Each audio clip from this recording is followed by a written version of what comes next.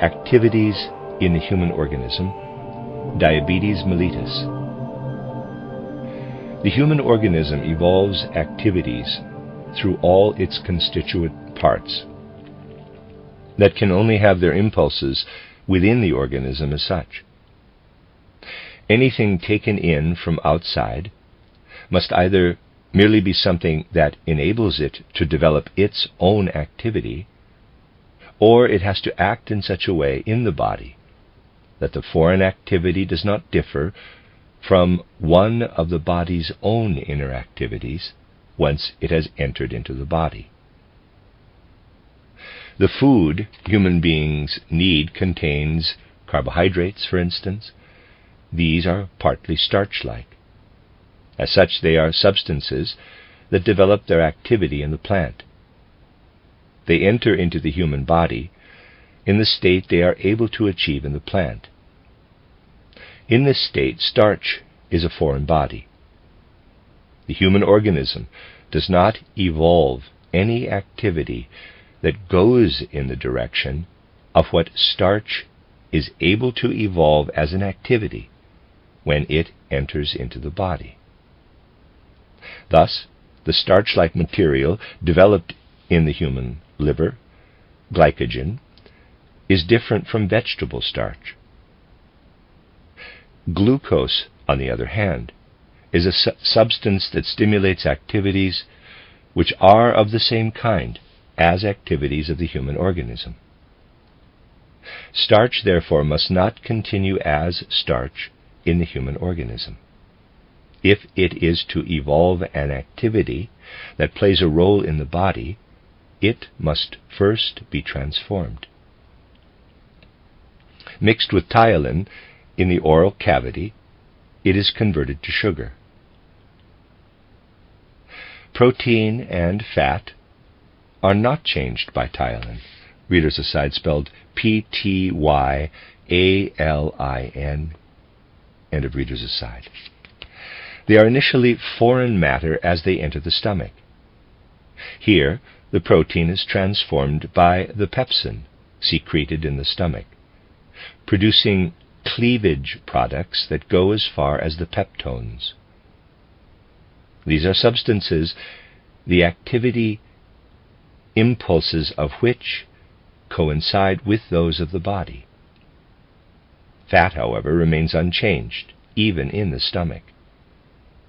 It is finally transformed by the product separated off by the pancreas, and substances are obtained that result from the dead organism as glycerin and fatty acids. The conversion of starch into sugars occurs throughout the digestive process.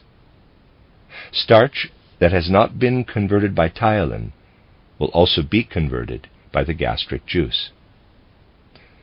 If starch is converted by ptyalin, the process is on the borderline for anything that occurs in the sphere of the eye organization, as we called it in Chapter 2.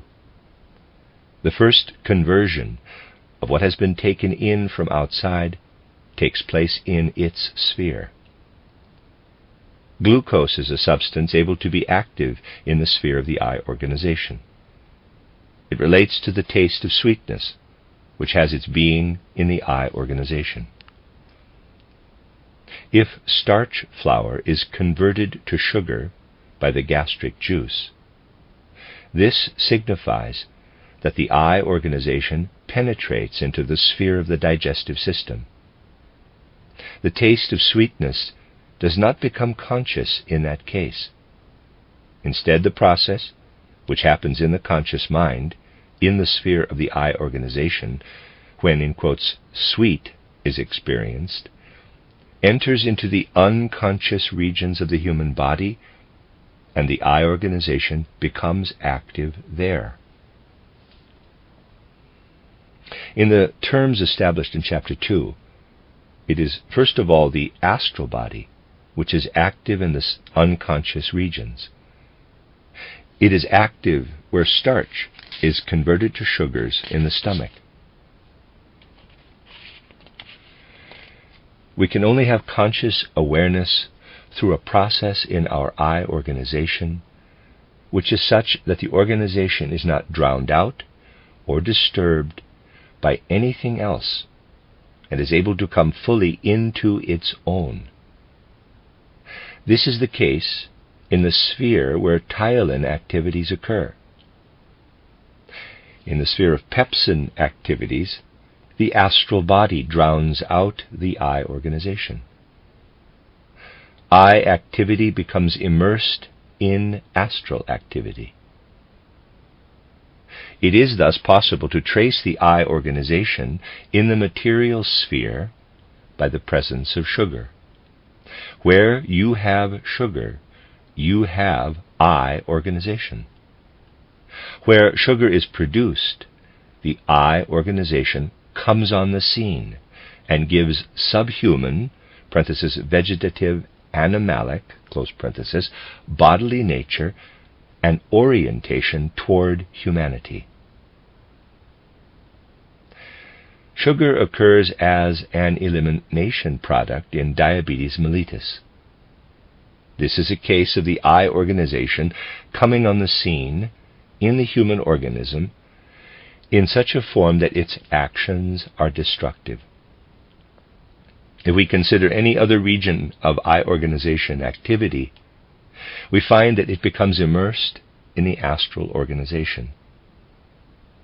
Consumed as it is, sugar is in the eye organization.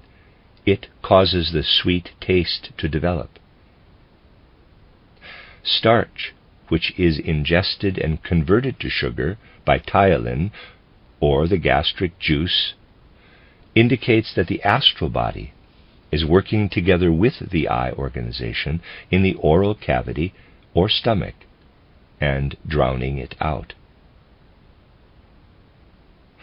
Sugar is also found in the blood. Because the blood contains sugar, as it circulates throughout the whole body, it carries the eye organization to all parts of it. Yet, wherever it goes, this eye organization is kept in balance by the activity of the human organism. We've seen in Chapter 2 that in addition to the eye organization and the astral body, the essential human being also contains the etheric and the physical body. These two take the eye organization into themselves and hold it there.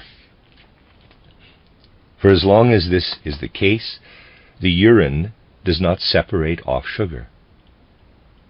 The sugar-related processes in the organism show us how the eye organization, as the vehicle for sugar, is able to live. In a healthy individual, sugar will only appear in the urine if too much has been taken, or if too much alcohol has been taken.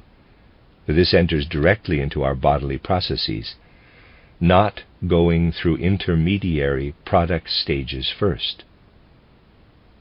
In either case, the sugar process is independent of other processes in the human being. With diabetes mellitus, the situation is that the eye organization is weakened to such a degree as it enters into the astral and etheric sphere that it is no longer able to apply its activity to the sugar substance. What should have happened to the sugar through the eye organization then happens to it through the astral and etheric regions. Anything which tears the eye organization away from its activities that intervene in bodily functions will encourage diabetes. Upsets that are not single but repeated events, intellectual overexertion, an hereditary trait that prevents normal incorporation of the eye organization in the total organism. All this is also connected with the fact that processes take place in the head organization that should really run parallel to activity in soul and spirit. But because this activity is too fast or too slow, the processes cease to be parallel. The nervous system is, as it were, thinking independently alongside the thinking human being. This, however, is an activity the nervous system should perform only in sleep. In diabetics, a kind of sleep deep down in the organism runs parallel to the waking state. As a result, degeneration of nerve substance occurs with diabetes. It is the consequence of inadequate intervention from the eye organization. Another symptom diabetics have is that they develop boils. Boils develop through excess in the region of etheric activity. The eye organization fails to act where it should. Astral activity cannot evolve, because in such a site, in particular, it can only take effect in harmony with the eye organization. The consequence is the excess of etheric activity that comes to expression in boils. It is evident from all this that a healing process can only be initiated in diabetes if we are able to strengthen the eye organization of the diabetic.